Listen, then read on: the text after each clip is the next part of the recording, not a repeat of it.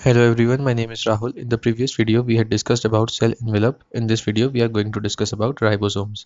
Ribosomes are cytoplasmic nucleoproteins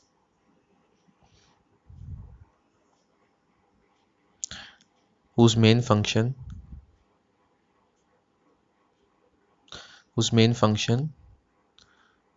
is to serve as a site of mRNA translation and protein synthesis,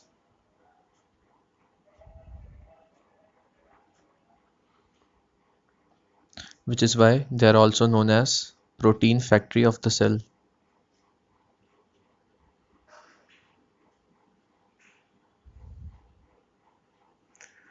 Average mass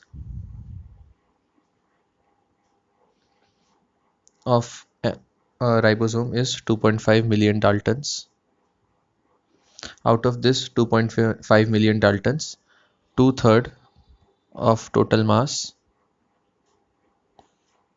is constituted by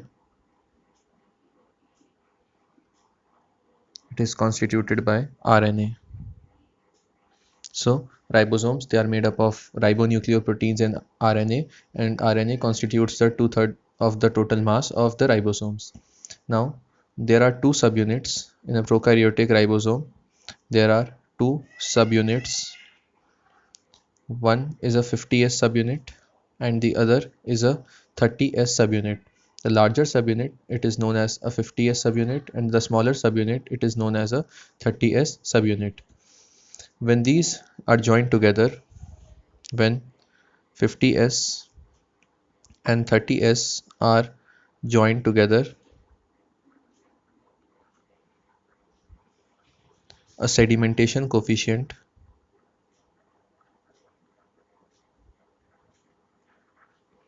of 70S is achieved. Now S stands for Swedberg unit. It is a unit to define the time taken for the structure of the RNA or for any molecule to sediment when it is spun in a high rotation centrifuge. So it is represented by S. So 50S and 30S together form a 70S mRNA or a 70S ribosome, which is present in the prokaryotes. The 50S subunit, it is made up of 23S ribosomal RNA plus the 15S ribosomal RNA. The large subunit, it is involved in peptide bond formation. It is involved in peptide bond formation by or through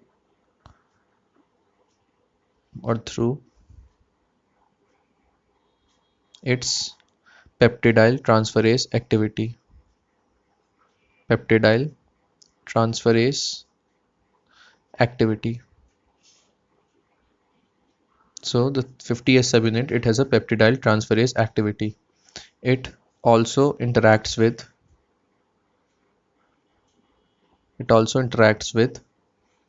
the GTP binding proteins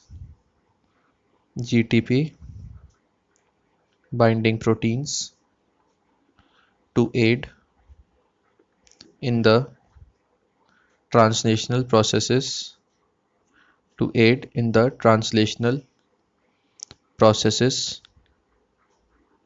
such as initiation, elongation, and termination.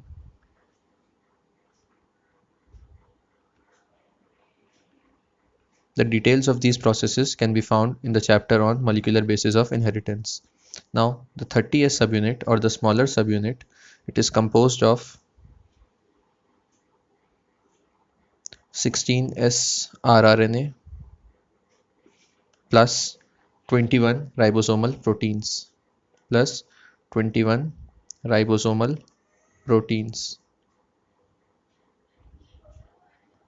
It has a crucial role in decoding mRNA.